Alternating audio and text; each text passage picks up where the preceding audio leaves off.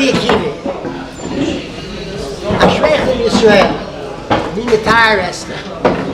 The end of the Mishnah is Ma Mikveh Metar Esat Mayim. HaKadosh Baruch Hu Metar Es Yisrael. So I'm going through a number of aspects of this. What's the pshat? Ma Mikveh Metar Esat Mayim. HaKadosh Baruch Hu Metar Es Yisrael. So what is it when a person goes into the mikveh? What must he be certain to do? He has removed all the chatzitzis for shteitza, but what does he have to do in order to have a tefillah? He has to be certain to close his mouth and to close his eyes.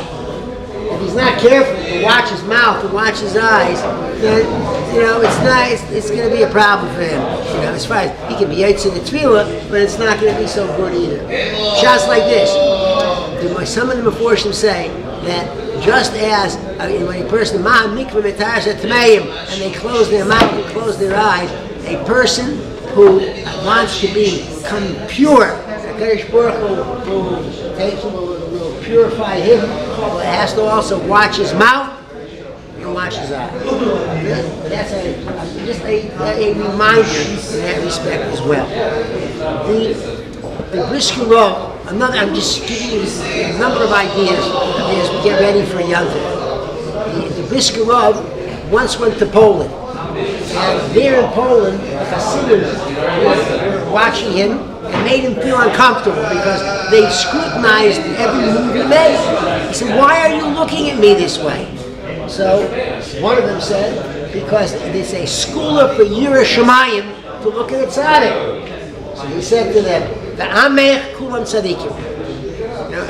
All Yidden are tzadikim, or have the potential to be tzadikim as such. A greater schooler than looking at a tzaddik is to look inside yourself. Look inside yourself. Then you have more of a chance to becoming a tzaddik. And it's an emissizach too.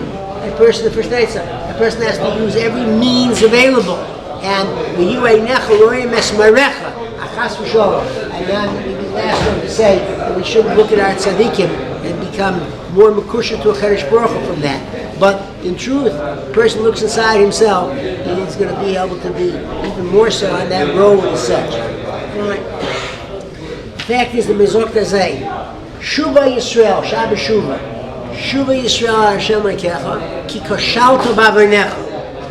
How does a person nichshol on an ova?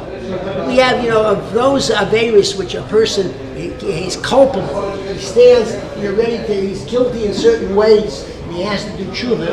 There's a shogeg, there's an oven, there's a pesha. So, of course, shogeg didn't realize it's Shabbos. I didn't know it's Shabbos, or I didn't know it was usher to do this. He knew that he's doing something. He's not a misasik, but he went ahead and he turned something on.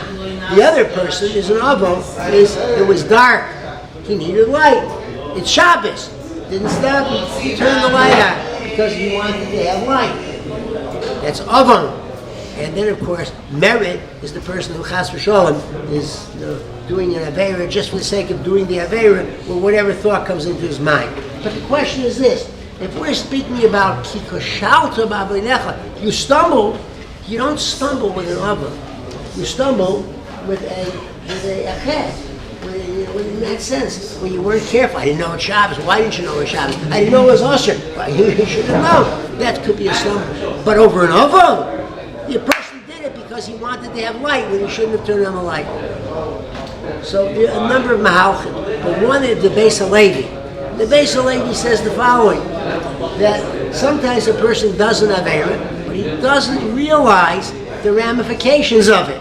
For example, he could purposely say something nasty to another person. Mamish. In other words, he onas dvarim. The person goes ahead and becomes non-observant because of that.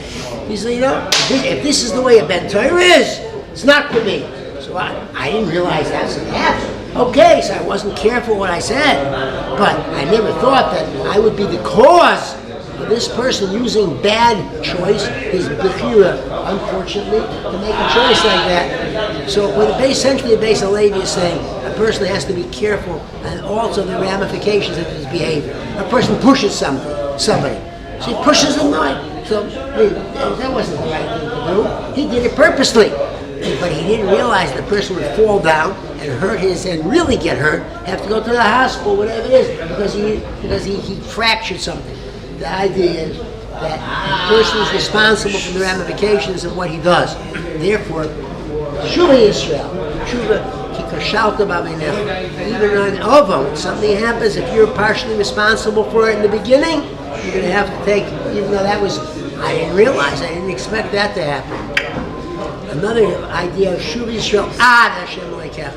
So, what's the pshat? Ad. There's a certain strategy of Ad. The one I remember was with the Stipler once. The Stipler was in Siberia. It was freezing cold, winter. He had a coat. He was cautious that there was sharpness in it. So he took it off. And he said, listen, he's like almost, listen, borders on Pikuach Nefesh. But he said like this, I can handle the weather for an hour. Maybe it was a half an hour, I don't know. But it was brutally cold. So he went ahead and he said, for a half an hour I can handle it. And then after a half an hour, he handled it a little further.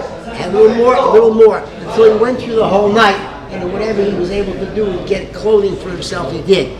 But he did it through a strategy of It's also an idea. And then a lot of Mishalim are used. A person has to carry a heavy weight, something heavy, so he picks it up. I can't get it to that spot, too far away. However, I can go until this, until finally the person can summon up enough strength to be able to finish what he wants to do.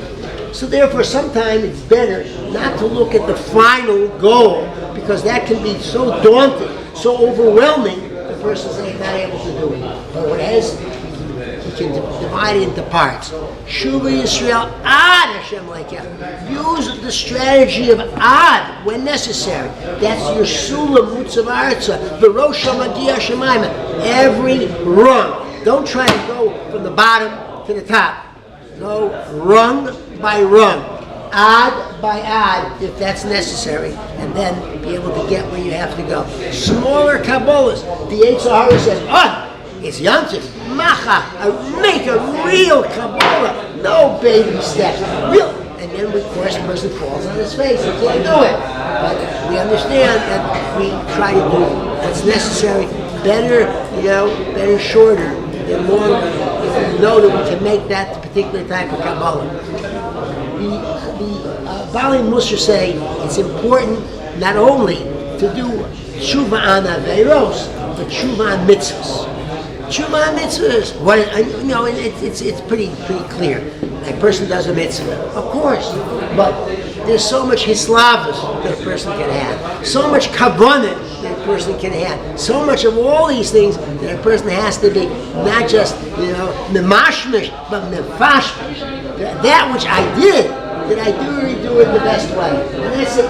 So we have to see. Let's not let any of our mitzvahs get by that we haven't worked on them the best way.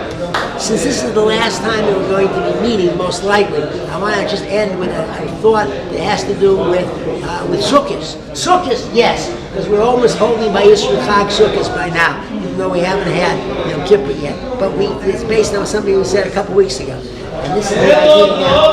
Why is it that the Ushpizim come Sukkot time and not Pesach time or some other time? Here you have Avram, Yitzchak, Yaakov, Yosef, Moshe, Aaron, David. Why shouldn't they come Pesach? Our whole family's there. Everyone is there. It's a wonderful. Why Sukkot to the B'davim? So one of the reasons given is that the Sukkah is a chamber of Kedusha. It's a Makam Kedusha, so they don't have to really leave the Shemayim. In the Shemayim, they're very comfortable. They're there. And now when they come to us on Sukkot, it's mamish as if they never left.